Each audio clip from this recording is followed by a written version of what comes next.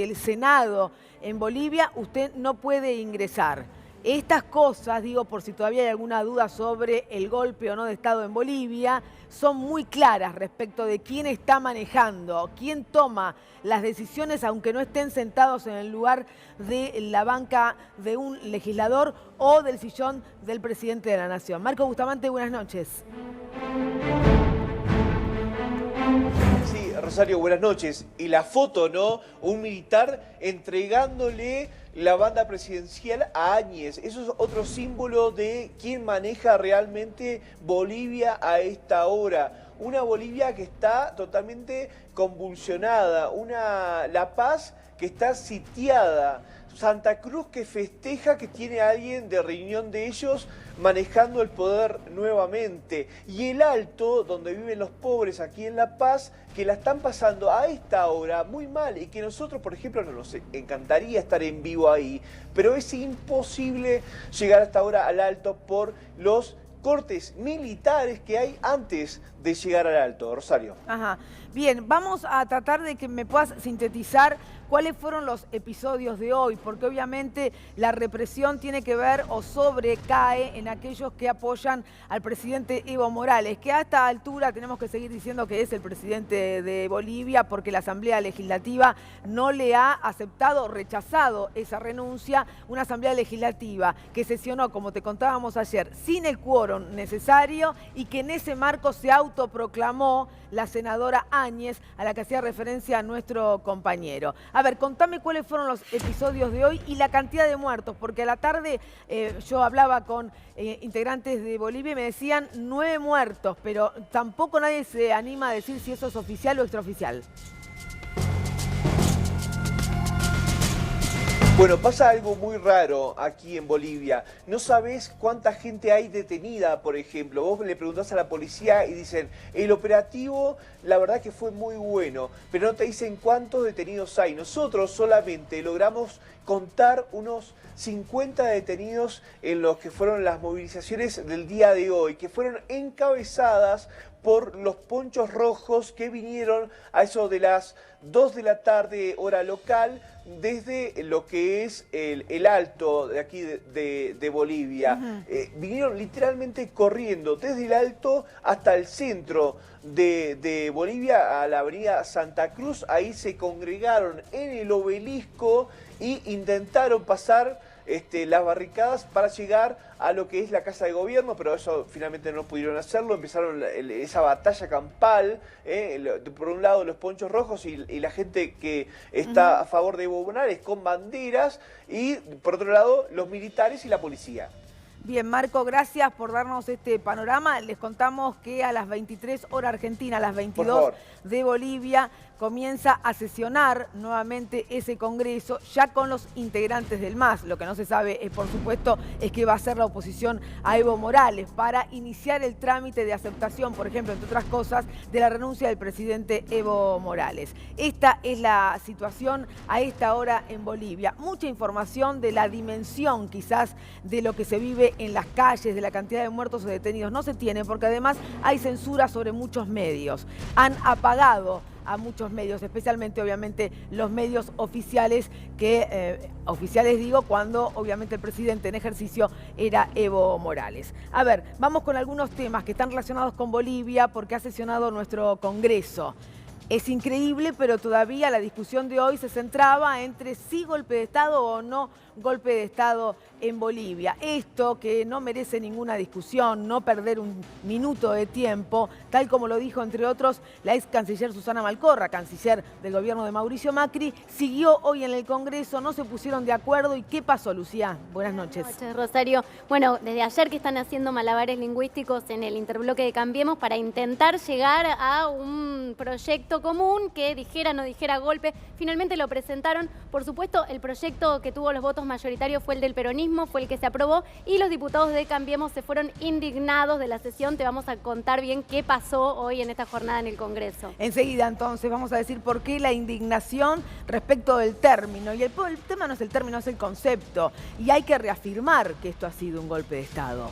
porque el quiebre institucional y constitucional en Bolivia es un retroceso, no solo para Bolivia, sino para toda la región. Así que enseguida vamos a estar hablando de esto. En la Argentina, aumentos de combustible y más. Agustín, buenas noches. Buenas noches, Rosario, ¿cómo estás? Sí, hoy se confirmó un nuevo aumento de combustibles. Acordate que se llegó a la fecha donde vencía este congelamiento.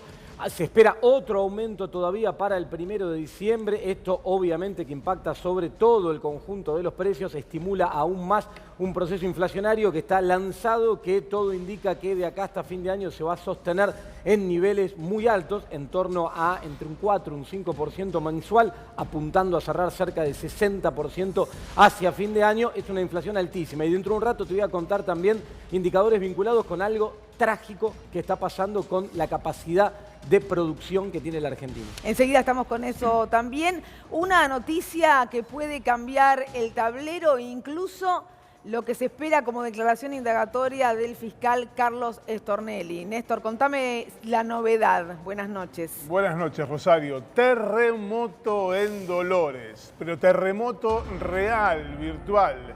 El falso abogado Marcelo D'Alessio acaba de pedir acogerse al régimen del arrepentido. En un ratito te vamos a contar qué significa esto y a quiénes puede llegar a involucrar. Hay en este momento un estado de conmoción total en la causa por asociación ilícita del falso abogado en la que tiene que declarar el fiscal Carlos Stornelli. Bueno, me pide que ampliemos esto, porque el pánico, obviamente, yo creo que va a estar centrado en aquellos que mantuvieron vínculos con D'Alessio, y D'Alessio por fin podrá decir, suponemos, por qué tenía esos vínculos, a quién respondía, por qué, por ejemplo, recibía algunas instrucciones del fiscal Carlos Stornelli para hacer averiguaciones o hacerle una cámara oculta al doctor Ubeira, entre otros, abogado, o para perseguir o saber qué hacía la expareja de su actual pareja. A ver cómo se cuenta todo esto, Néstor. Mira, la ley del arrepentido establece básicamente que quien va a acogerse a ese régimen, es decir, quien va a contar lo que sabe, tiene que apuntar hacia arriba o a su mismo nivel. Sí. La investigación del juez Alejo Ramos Padilla es tan grande que todos los que están a su mismo nivel o por debajo ya están o procesados o detenidos. Es decir, solo cabe ir hacia arriba. Y hacia arriba están o los vínculos con el Poder Judicial o los vínculos con el Poder Político. Cuando D'Alessio decide, D'Alessio viene meditando esta idea de acogerse al régimen del arrepentido sí, desde hace semanas. Precipitó esta decisión cuando se enteró básicamente que iba a declarar el fiscal Carlos Stornelli. Claro. A partir de ahí tomó la decisión, se la comunicaron hoy al fiscal Juan Pablo Curi, que es en definitiva el que tiene la llave para decidir si D'Alessio va o no va a ser arrepentido. O sea que existe la instancia de que el fiscal diga que no lo acepta como arrepentido. No solo existe, sino que ya ocurrió. ¿Te acordás que sí, en la claro, causa hay un detenido que es un ex agente de la AFI, se llama Rolando Rolo Barreiro? Él pidió en 2 oportunidades acogerse al régimen de arrepentido. Fue y contó todo lo que sabía, y contó mucho. Pero el fiscal consideró que no era suficiente y no lo aceptó. No aceptó el fiscal, que es el que tiene la llave, que fuera arrepentido. ¿Qué hizo Barreiro? Con la misma información fue y declaró indagatoria ante el juez Ramos Padilla y contó lo mismo, y esto permitió que avanzara la investigación. La única diferencia es que Barreiro sigue detenido y el hecho de declarar como arrepentido busca básicamente obtener la libertad, que es lo que está buscando Marcelo D'Alessio. Hace 8 meses que está detenido y está pidiendo que alguien le tire una cuarta, que le tiren una mano para salir de esta situación. Insisto con esta historia.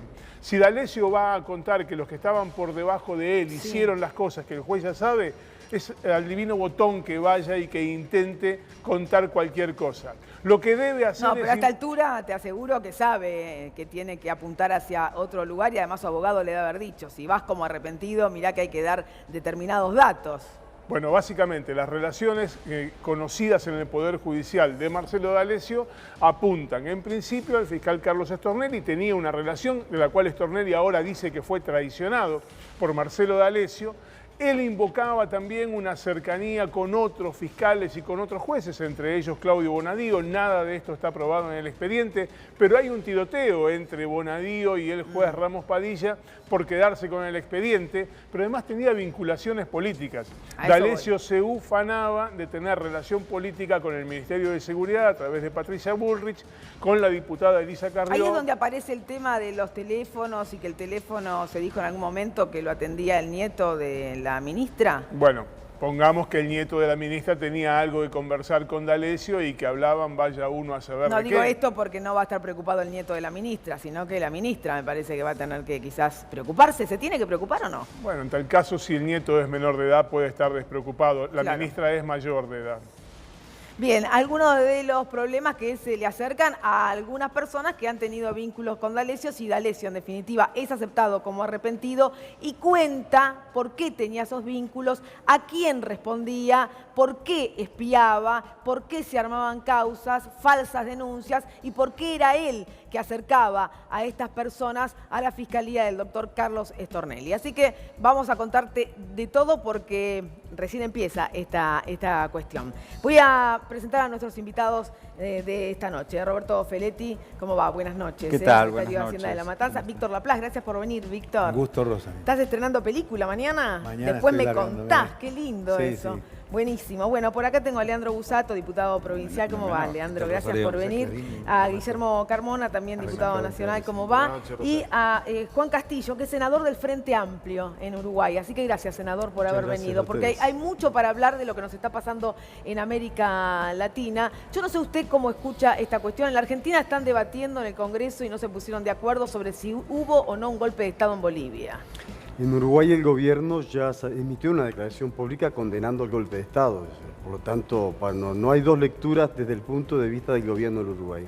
Ahí está. Bueno, y por supuesto por allá lo tengo a Alejandro Frenkel, profesor del CONICET, UNSAM, Universidad Nacional de San Martín. Gracias también por venir. A ver, ¿por qué creen ustedes que cuesta tanto en la Argentina poner la palabra golpe de Estado cuando se trata de un golpe de Estado? Mira, ¿Qué es lo que no queremos el gobierno, obviamente? No quiere admitir con esto. No, a ver, yo creo que el gobierno está tratando, y esto pasó con el canciller Forí, de encubrir cierta simpatía por el derrocamiento de Evo. Digo, porque y el ejemplo de Luis Almagro en la OEA, la vara con que se miden las cosas es tan tremenda. Digo, en Chile hay militares en la calle, llevamos creo que 24 muertos. Sospechas, se cree que más. Se cree que más y sospechas de violaciones de los derechos humanos. Sí. En Colombia se asesinan dirigentes sociales prácticamente a diario.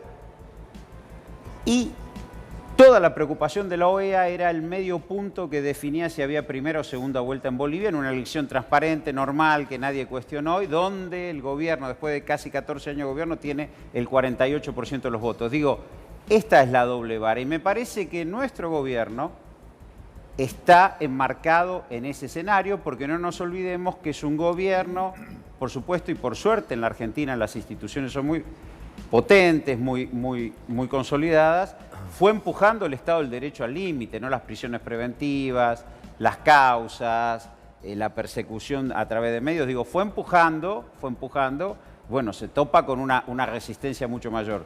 Pero yo creo que el gobierno no habla de golpe de Estado porque, y lo dice la Cancillería, y hay cierta simpatía por lo que ha ocurrido en Bolivia. A ver, Lucía, a duras penas lo ocultan. Contame, Lucía, en definitiva, ¿qué es lo que ha dicho el Congreso hoy? ¿Cuáles son los puntos sobre los que no hubo de acuerdo? Entiendo, obviamente, que el acuerdo no está sobre usar la palabra golpe de Estado, pero además, ¿qué pasó?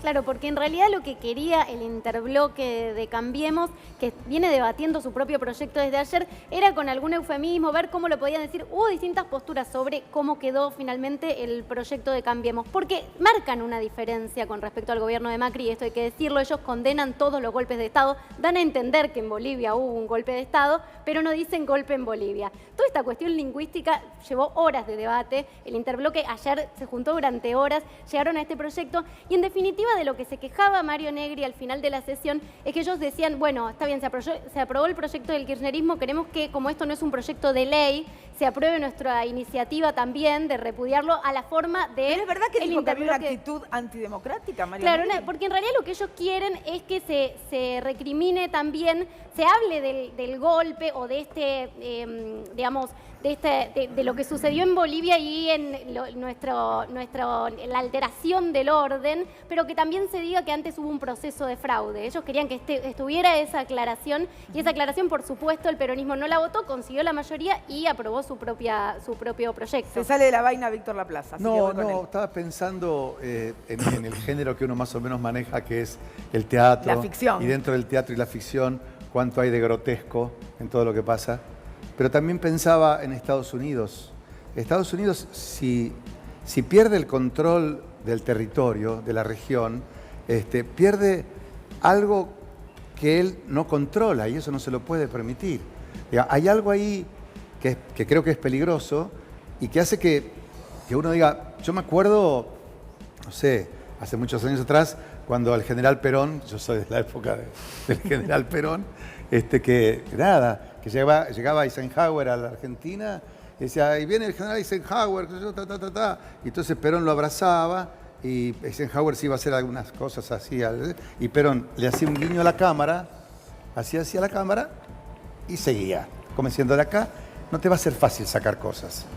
Bueno, a los pocos días se retira el general Eisenhower, y Perón lo abrazaba de nuevo, y entonces Eisenhower se iba muy contento en las negociaciones, y Perón volvía a mirar a cámara, hacía con el guiño así, y se iba. De acá no te sacaste nada, eran otras épocas, yo entiendo, eran otras épocas. Pero también eso pasó cuando vino Bush, Néstor Kirchner, con el ALCA, y siguieron pasando cosas. Entonces, creo que está claro que es un claro atentado hacia los países que tienen el litio, hacia los países que tienen los minerales, hacia los países que tienen el petróleo, y están cercados. Y ahí me parece que va a ser difícil la lucha. Una vez le preguntaron, yo decía a él, al compañero, le preguntaron se me fue a Mario Benedetti. Sí. Le preguntaron, ¿qué es la grieta? Y le digo, la grieta, dijo Mario Benedetti, es la diferencia que existe entre los maravilladores y los desmaravilladores. Y es eso. Hay un montón de gente que quieren que el país no crezca, los países de Latinoamérica no crezcan. Y esa esto, patria grande, ¿no? Evidentemente sí. no hay. Y además en Bolivia, digo, Alejandro, hay una cuestión que tiene que ver con los blancos, los indios. Hay algo más, porque la economía de Bolivia, ayer contábamos los números y realmente es floreciente. Tienen un 1,7% de inflación anual. Nosotros lo tenemos por semana eso. Alejandro. Sí, hola, buenas noches, Rosario.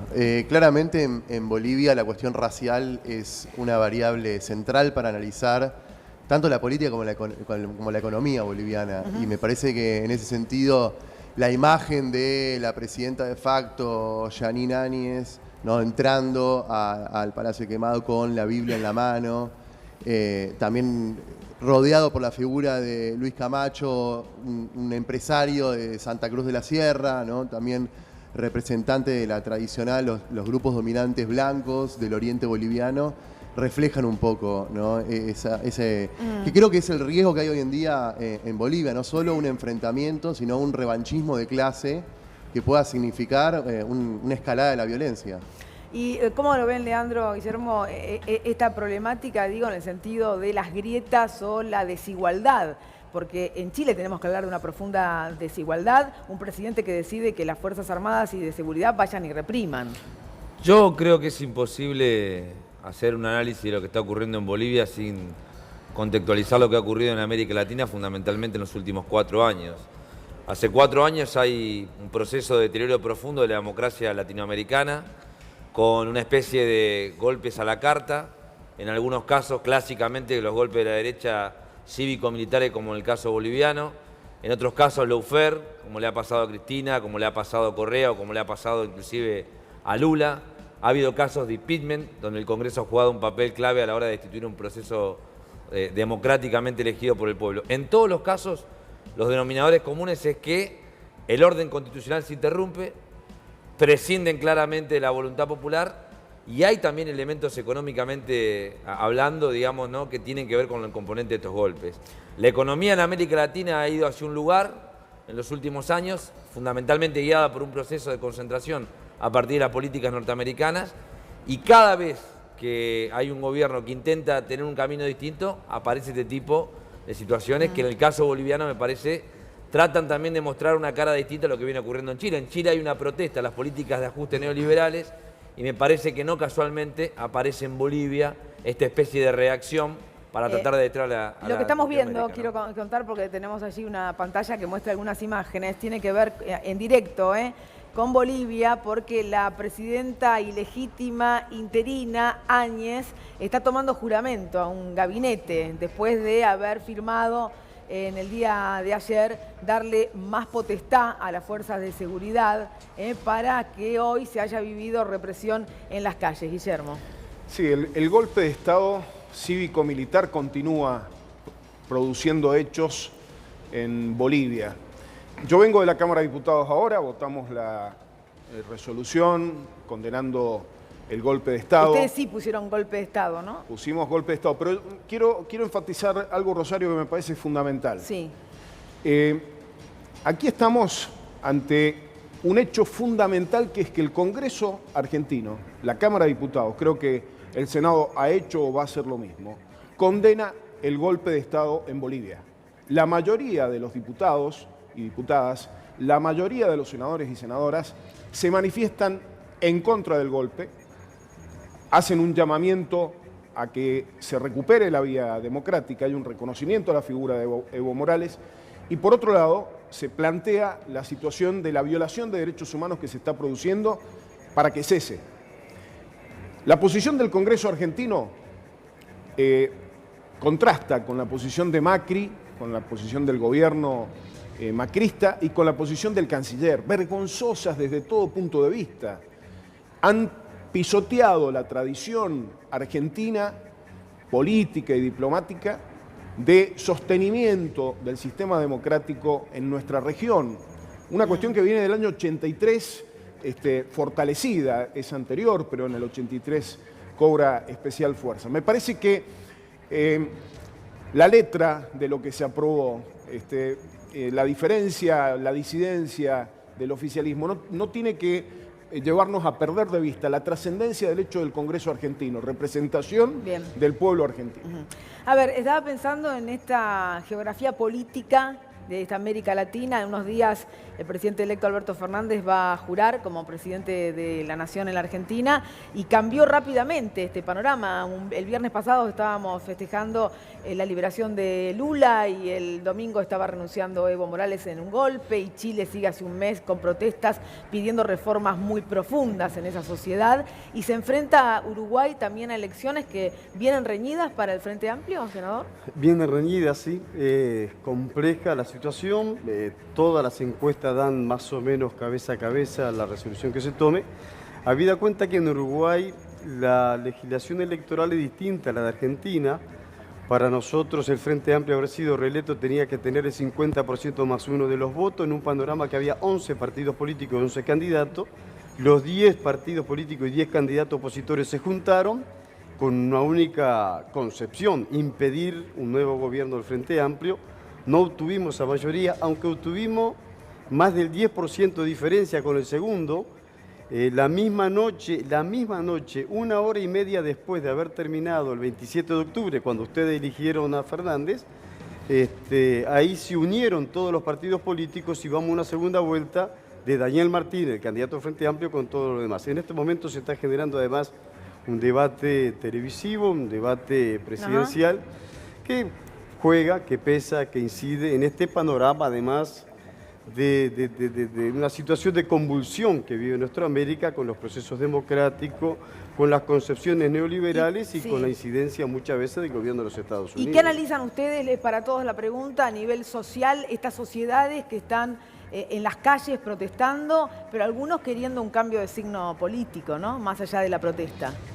Me parece que hay distintas, todas las protestas no son homogéneas.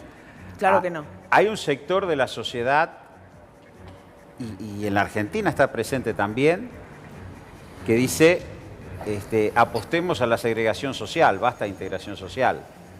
No, yo decía el artículo 14 de la Constitución, los derechos individuales contra el artículo 14 bis, los derechos sociales.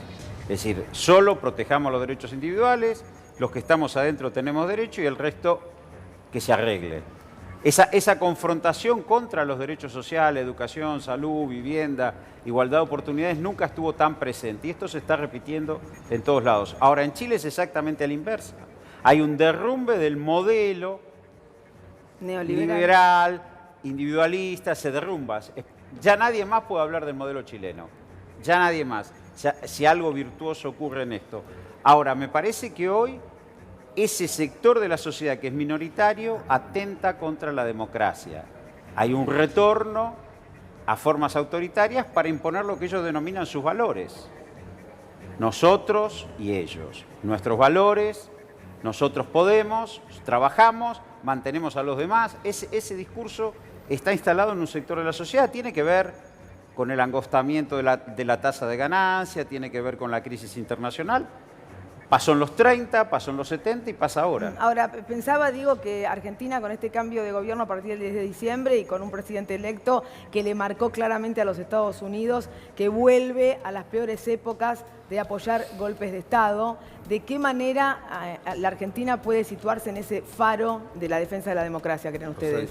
Yo tengo la sensación de que el nuevo presidente tiene mucha conciencia social, nuestro próximo presidente, que ha sido hoy declarado, y además me parece que es un hombre que sabe lo que es la patria, tiene un criterio de lo que es la patria, ¿no? Bueno, ahí me parece que se va a enfrentar seguramente con momentos muy difíciles, porque, insisto, la región está comandada por los señores del norte. Pero bueno, yo también confío mucho que en un punto hemos crecido en el conocimiento de las cosas, ¿no? Cuando yo relataba un poco en broma, un poco en serio, esto es lo que pasaba con Perón y con Bush, que decíamos que le tocó la pierna a Bush, ¿no? Que eso fue en el ALCA. Eso fue Néstor, no Perón, ¿eh? Néstor, perdón, Néstor sí. Kirchner. Bueno, que fue extraordinario, o sea, que de acá tampoco te llevas nada. Nada, yo digo, hemos ido adquiriendo un poco más de conocimiento de las situaciones, porque también es cierto que antes, como en la película mía, El Plan Divino, no había ni computadoras ni teléfonos. Claro. Y sin embargo la gente se organizaba en la película, digo, ¿no? Y en la vida también. Creo que hay un conocimiento y que tenemos que tratar de acceder a mayor conocimiento, a mayor valor de la palabra, a no rifar las palabras, a no gastarlas a las palabras. Y creo que con eso... Y a utilizarlas cuando corresponde. Cuando es golpe de Estado, es golpe de Estado. No, claro. A ver, Agustín, tenemos datos de Argentina, economía, aumentos y qué situación le espera en definitiva al próximo presidente. Sí, un dato que salió hoy, Rosario, y que tiene que ver con la situación económica argentina, pero además, y lo podemos charlar ahora, está vinculado con lo que está ocurriendo en la región porque empieza a condicionarse cada vez más esto a partir de lo que está ocurriendo en la región. El dato es el que tiene que ver con la utilización de la capacidad instalada en la industria. Esto da cuenta del total de la capacidad productiva que tiene la economía, a qué nivel se está trabajando. Bueno, el dato es que se está trabajando en conjunto, en total, al 57,7%. Esto es una caída, si comparás con septiembre del año pasado, de 3,4 puntos porcentuales. ¿Sí? Es decir, al mismo mes del año anterior estabas alrededor de 60% de capacidad instalada. Sigue cayendo la utilización de la capacidad instalada porque sigue cayendo la demanda. También cayó en relación al mes anterior, a agosto, 2,8. Pero mirá algunos sectores, y por qué te marco lo de la región. Los sectores más perjudicados por esa situación son los productos químicos, operando abajo del 50, al 47,7%, sí. La metalmecánica, operando al 40%, y el sector automotriz, operando al 37,4% de su capacidad, es decir, más del 60% de la capacidad de producción que tienen las terminales automotrices en la Argentina se encuentra ociosa. ¿Y por qué te marco lo regional?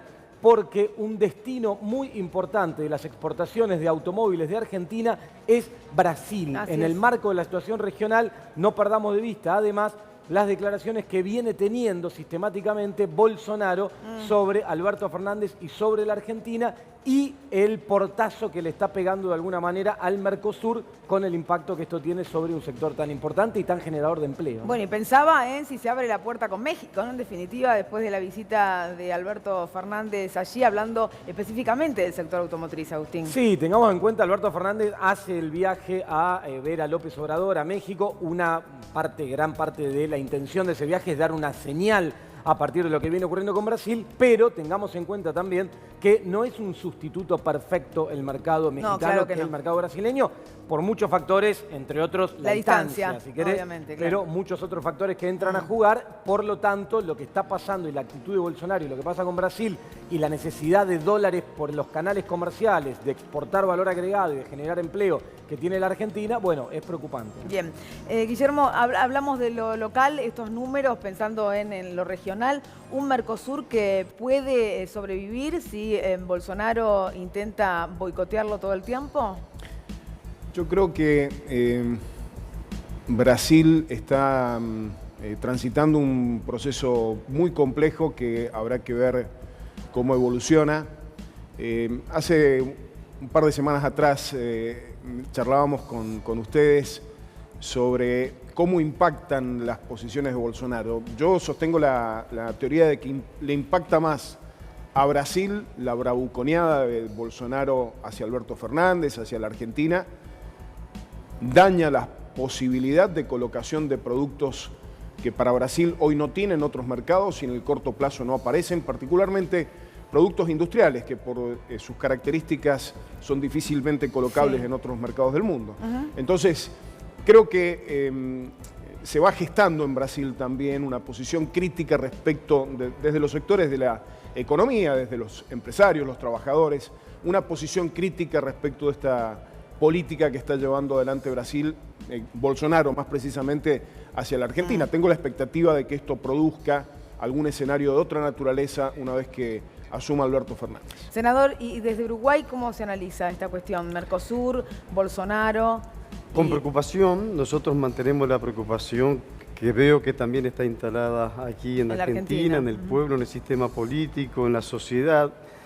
Porque, a ver, mira, hace poco nosotros repasábamos que estamos a poco tiempo, a pocos meses de que se cumplan 50 años de las venas abiertas de América Latina, de Eduardo Galeano. Sí.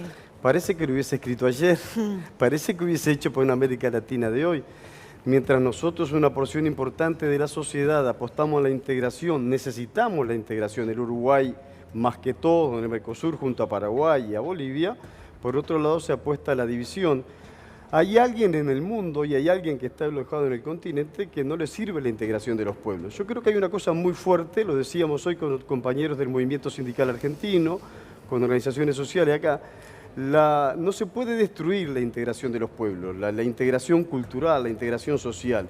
El problema a veces que son los engendros políticos de estas características que llevan precisamente al enfrentamiento, derramamientos de sangre, que después no nos está dejando más nada que víctimas inocentes por el camino. Por tanto, el Uruguay apuesta a la integración, necesitamos fortalecer el Mercosur y creo que hay que salir de este escenario que estamos para fortalecerlo con lo que podamos, con lo que necesitemos integrarnos. ¿Leandro? Yo creo particularmente que América Latina viene debatiendo cosas que hace 50 años no debatía en algunos lugares. En Argentina se ha discutido la renta extraordinaria de los sectores agropecuarios. En América Latina se ha discutido la propiedad de la tierra en Brasil, se ha discutido la renta de la tierra en Bolivia, se ha discutido el acceso a los bienes más primarios en algunos países. Yo creo que son discusiones que no hay que tomarlas con dramatismo. Lo dramático es cambiar las reglas de juego. La democracia son las reglas de juego que no se pueden cambiar y el pueblo debe dar las discusiones sanamente dentro de la democracia. ¿Qué es lo que ha pasado? Mi interpretación, por lo menos, es que los proyectos populares o progresistas han ganado la discusión. Te interrumpo un segundo, sí. Leandro, ya vuelvo con vos, pero está hablando la presidenta ilegítima en Bolivia, interina, Áñez. A ver qué está diciendo. Y por ello he asumido con mucha responsabilidad la tarea de pacificar nuestra patria, para lo cual es fundamental recuperar nuestra institucionalidad y orden democrático. Como lo he manifestado ya anteriormente, este será un mandato de estricto orden provisional. Necesitamos reconciliar nuestro país para que los bolivianos podamos avanzar y progresar en una Bolivia libre y democrática. La labor principal de nuestra gestión de gobierno será restaurar la paz social, realizar elecciones libres y transparentes en el plazo más breve posible y traspasar el gobierno a quienes los bolivianos elijan con plena legalidad y legitimidad democrática. Esta presidencia transitoria... ¿No? A la convocatoria a elecciones.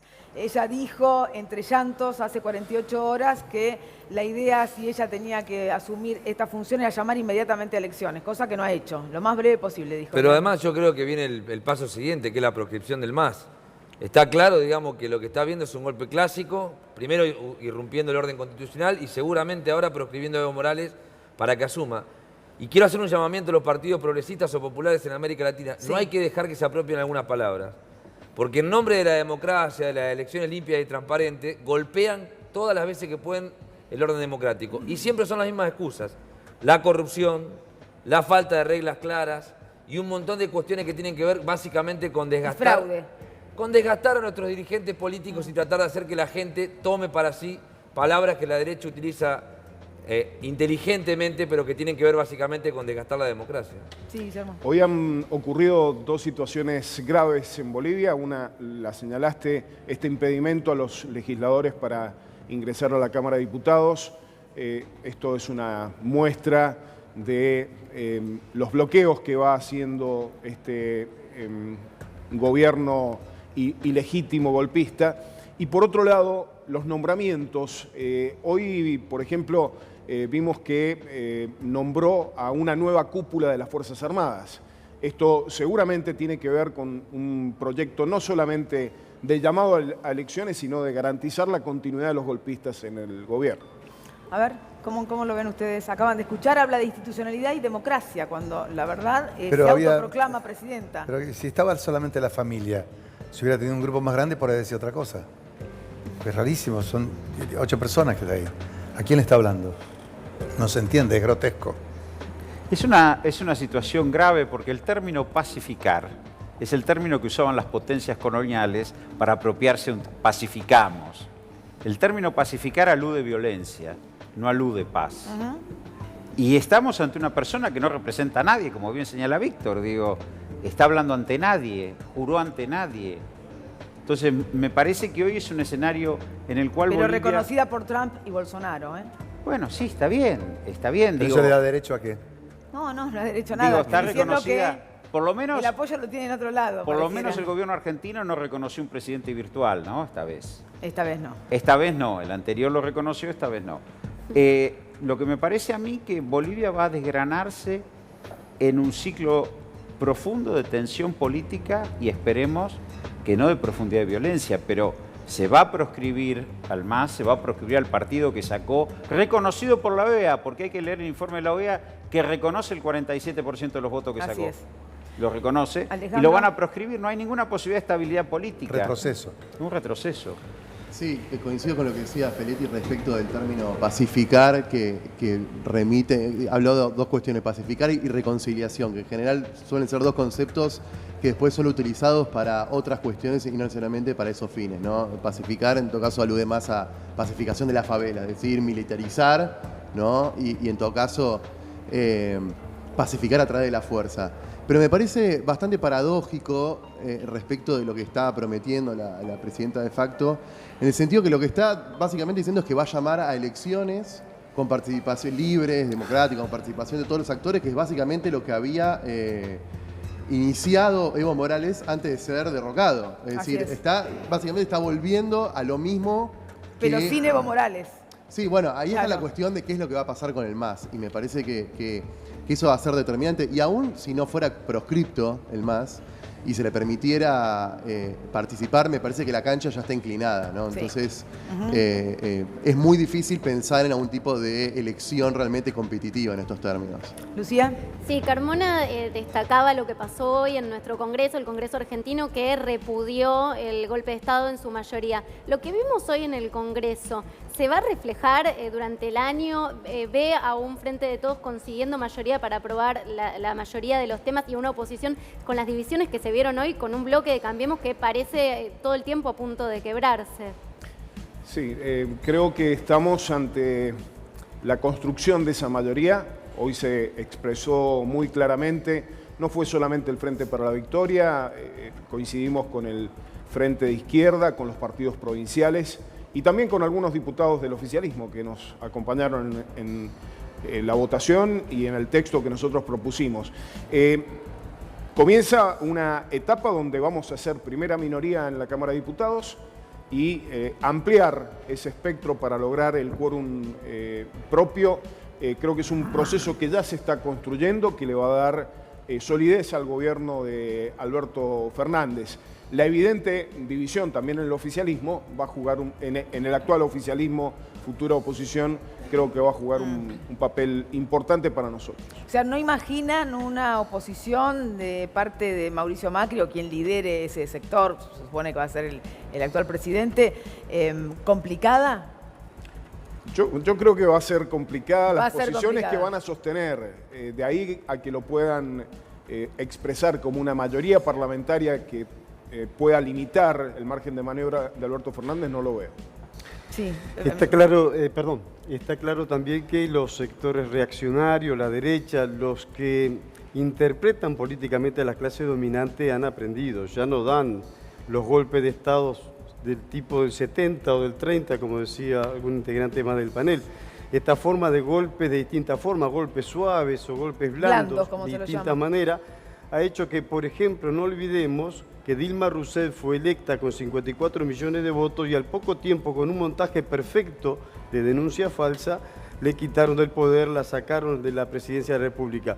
Todos calificamos de golpe de Estado político, el dado en Brasil. Lo negaban todas las derechas de toda América. Ahora los brasileños dicen, sí, dimos un golpe de Estado.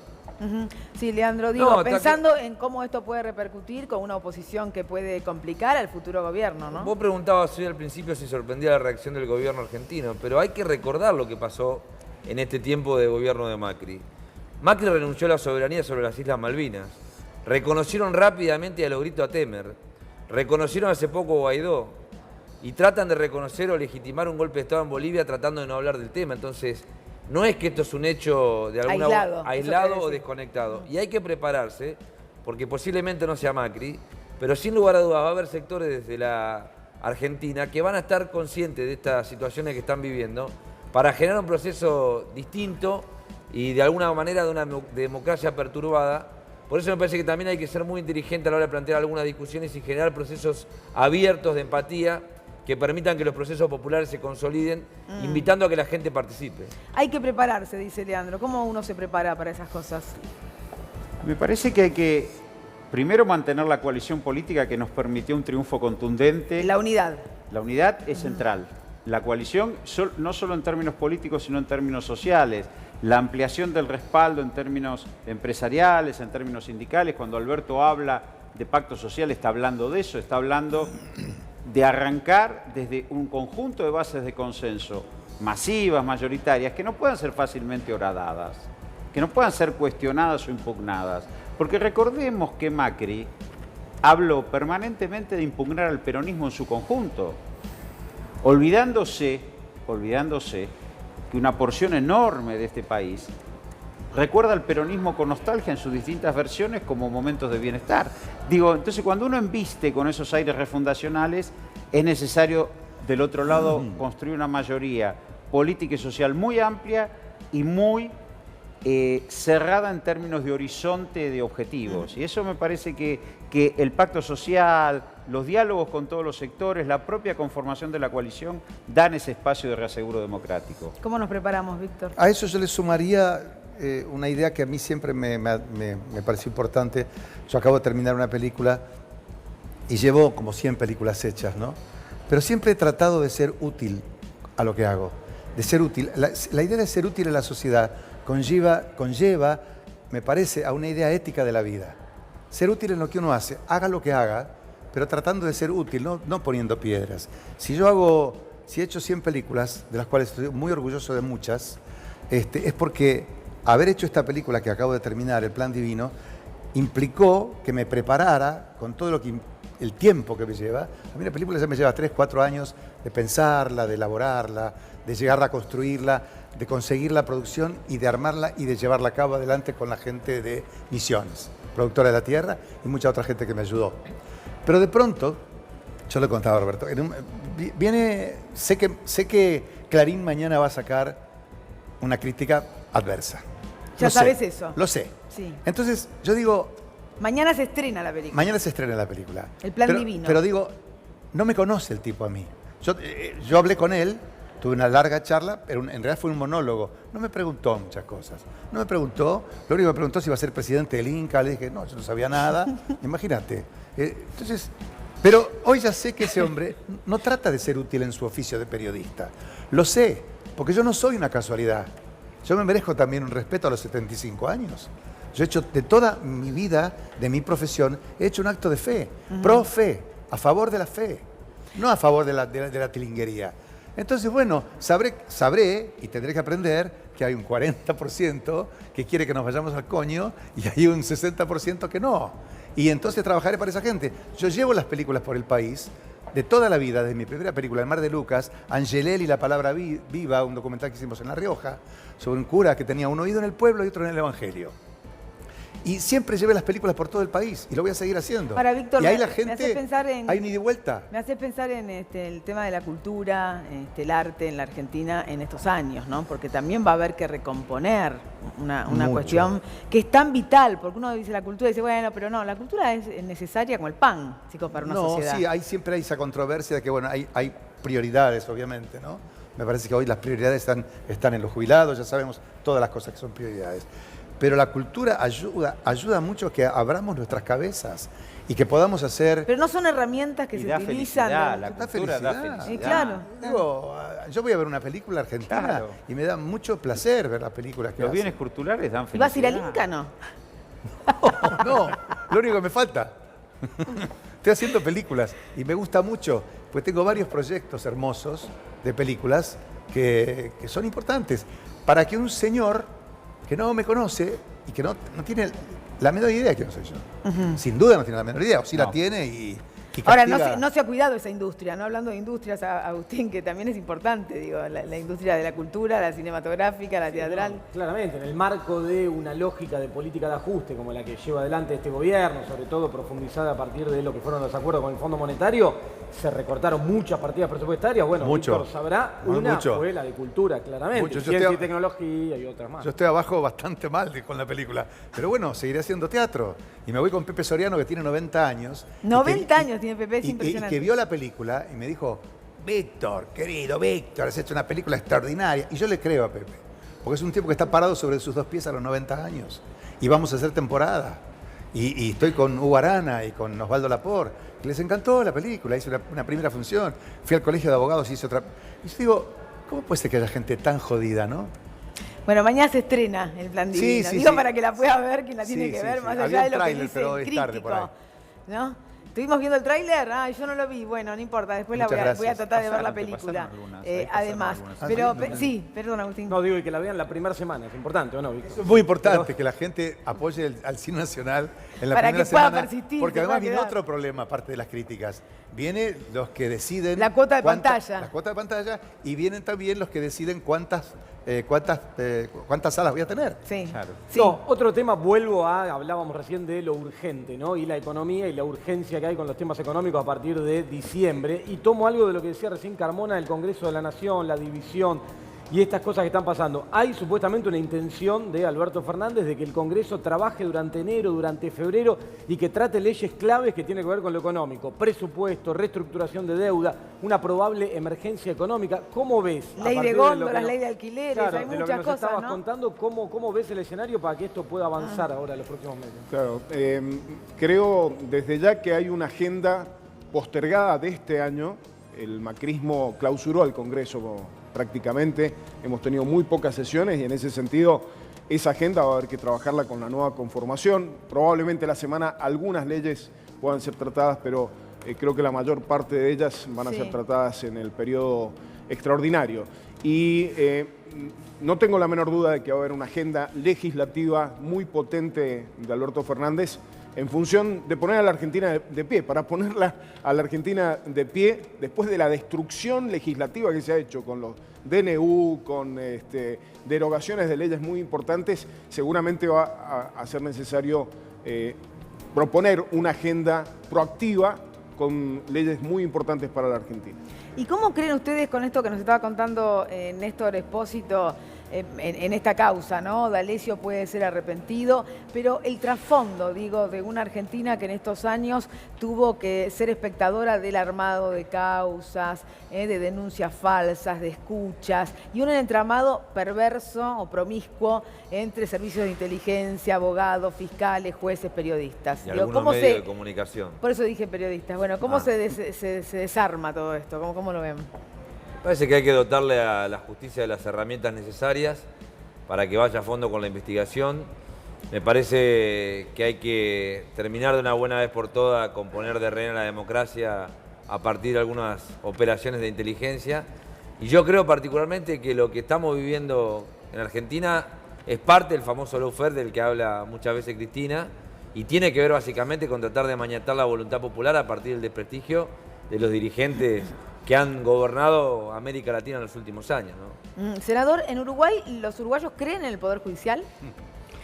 Sí, yo creo que sí, que hay todavía elementos Acá importantes. no mucho, por eso le pregunto. No, pero lo seguimos bien de cerca, lo que pasa acá, lo que pasa en Brasil, todavía existe todavía una materia pendiente muy fuerte en nuestro país que tiene que ver con la investigación para saber toda la verdad de lo que pasó en la dictadura y para que haya justicia. Ahí han habido trabas mucho más vinculadas a los gobiernos anteriores al Frente Amplio que directamente a la justicia, poder darle los instrumentos y las herramientas. En este momento que estamos hablando nosotros, cuando termine la campaña electoral, el Senado va a ser convocado a los efectos de ver el desafuero de alguien que ahora había sido candidato a la presidencia, pero hasta ayer fue comandante en jefe de la Fuerza Armada y tiene la responsabilidad de no haber investigado sobre enterramientos adentro de los cuarteles. Hace poco más de 30 días velamos los restos de un desaparecido, Eduardo Bleyer, un integrante del Partido Comunista, que había desaparecido y sido enterrado ahí. Entonces, hay una suerte de discusión muy fuerte. Nosotros necesitamos reforzar a la justicia para que actúe sin presiones de ningún tipo. La justicia es un tema increíble, digo, porque cada vez que un gobierno intentó hacer alguna cosa, bueno, se abroquelan y es muy difícil, ¿no es cierto? Y tenemos ahí un Comodoro Pi, Néstor, de los 12 jueces federales, que quizás por allí venga algún tipo de cambio, ¿verdad? Bueno, uno de los proyectos centrales de la próxima administración, insisto, hablo de proyectos porque todavía no hay nada oficializado, es extender la competencia federal a todos los jueces penales de la capital federal. Lo explicamos muy brevemente. Hay 12 jueces federales que tienen causas que le interesan al Estado. Entre esas causas figuran las causas por corrupción. Pero hay 60 jueces de instrucción que investigan un homicidio simple, un robo, investigan hechos comunes, y hay 14 jueces penales económicos que investigan delitos que tienen que ver básicamente con el dinero. Todos son jueces penales, pero solo 12 se ocupan de las causas de funcionarios. Entonces allí hay un poder de influencia acotado a solo 12 personas. El proyecto implica extender esos 12 a los 60 jueces de instrucción más a los 12 jueces en lo penal económico. Es decir, que una causa por corrupción tenga, en lugar de 12 posibilidades de caer en un juez, más de 100 posibilidades en repartirse. Claro, ahí es más difícil que todos sean oficialistas, digamos, ¿no? Que por lo general Comodoro Pi actúa de oficialismo, pero podríamos, al ser esto, que no suceda. Supongo, porque sí, ya 100 me hablas, supongo que no. Básicamente apunta a eso. En rigor lo que entienden es que tanto el juez Claudio Bonadío o el juez Julián Ercolini podrían investigar un homicidio en la capital federal en ocasión de robo, y un juez como quien investigó, por ejemplo, un robo simple, o el caso del policía que le pegó una patada en el pecho a una persona y la mató, que ese podría investigar un caso de corrupción, porque en definitiva estudiaron con el mismo código penal, con el mismo código procesal, y tienen que aplicar la misma ley. ¿Cómo lo ven? Mirá, a mí me tocó ser diputado, ¿no? Nacional. Y ahí noté las asimetrías entre un poder, el poder legislativo, que es votado, que tiene un mandato determinado, y el poder que también se financia con fondos públicos, el poder judicial, que es vitalicio, que no lo vota nadie. Entonces, como diputados, un periodista inmediatamente ponía un micrófono y decía: usted va a todas las sesiones, ¿cuántos proyectos presentó? ¿Cómo nombra a su gente? Los diputados trabajan. Ahora, cuando alguien quiere medir un juez la trazabilidad de las causas, cuántos fallos saca, cómo nombra a la gente, cómo gasta... Ah, no, se está tentando... Contra la libertad. Contra la libertad, la independencia del Poder Judicial. O sea, al Poder Legislativo ni justicia, y a la justicia, que también se maneja con fondos públicos, bueno, parece que ahí no hay opacidad. Tal vez no la haya, pero digo, me parece que esa discusión asimétrica que está instalada en la ciudadanía desde los medios, donde parece que hay un poder que es intocable y otro que es elegido por el pueblo, está sometido a cualquier tipo de vejamen. Bueno, esto me parece que es una discusión no menor que marca cosas en la República. ¿Y se va a poder? ¿Ustedes creen que el entramado de servicios de inteligencia, este entramado que estamos denunciando, se puede desarmar? A mí me preguntás. Entonces te pregunto, ¿vos crees en la justicia? ¿Crees en la justicia? La fácil te toca a vos. Yo me manejo también con textos que he aprendido a través de toda mi vida. Y hay uno que dice... ¿Qué diría Perón? Vos sos Perón. No, yo no soy Perón. Yo soy un actor que hace de Perón. Pero decía un actor muy importante: la hipocresía es un vicio a la moda. Y todo vicio a la moda pasa por virtud. Se tiene así a fuerza de farsas estrecha vinculación con cada uno de los miembros del mismo partido. Quien tropieza con uno echa celos a todos encima. Hipocresía. Y habla de la hipocresía en los tiempos de hipocresía. Sí, sí. De hipocresía. Yo estuve transitando por los pasillos de Comodoro Pi porque un juez me denunció porque yo había hecho el documental de Monseñor Angelelli y no había ninguna razón.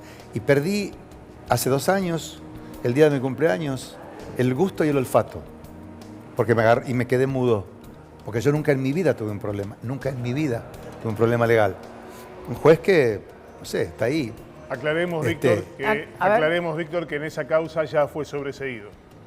Exactamente, acabo de ser sobreseído. Ahora, sí, 2 ahora, años, pero después de 2 años. Pero perdí el gusto y el olfato, ¿me entendés? Digo... Esa fue tu consecuencia. Eso fue lo que me pasó. Y me quedé mudo como 3 días. Ahora me quedé mudo de tanto hablar, de tanto promocionar la película, pero en aquel momento, yo que nunca tuve, que mi padre, un santo, que mi familia son toda una gente extraordinaria, que uno ha trabajado todo el tiempo para ser útil, como hablábamos antes, me quedé mudo del estupor.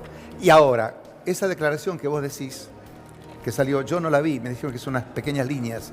Cuando eso pasó en los diarios, aparecí, nunca tuve tantas tapas de diarios. Claro, el fallo de sobreseimiento no va a salir así. No compensa entre lo que sufrió uno y esta una última línea que sale ahora. Bueno, agradezco. Delirio, uno se va haciendo un poco más descreído. El Poder Judicial, creer en la justicia, ¿qué opinas? ¿Qué te pasa con eso? ¿En Argentina? Y en Argentina, sí, acá estamos todos en la Argentina. No sé si podría opinar demasiado de eso. Me parece que sí se puede, lo que se marcó antes a nivel regional, en donde claramente hay acciones y entramados vinculados a la política y a la justicia, sobre todo para empujar a determinados líderes de la región y para, digamos, bueno, Lula estuvo preso hasta hace poco, ¿no? En ese sentido. Sí, y puede volver, según Bolsonaro, ¿no? O va a trabajar para eso, dice el presidente de Brasil.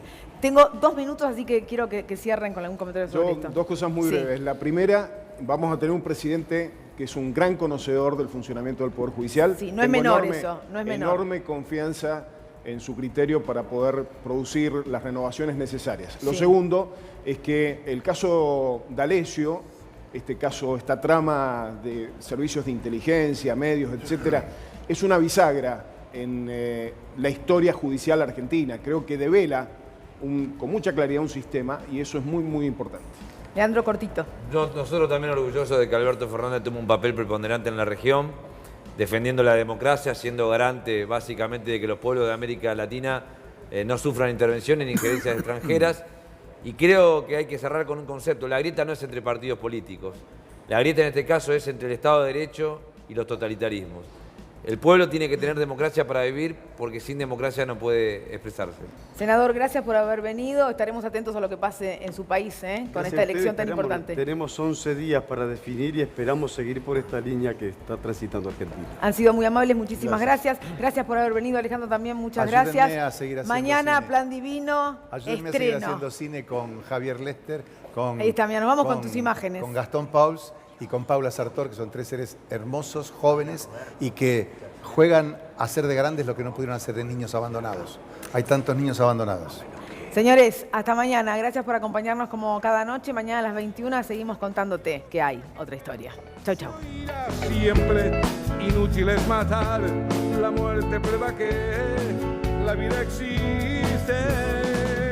Si la historia la escriben los que ganan, eso quiere decir que hay otra historia. En Banco Credicop nos conectamos con Credicop Móvil. Así, transferimos, pagamos, chequeamos. Bájate la aplicación. ¿Tenés Credicop? Tenés quien te acompañe. Banco Credicop Cooperativo. La banca solidaria.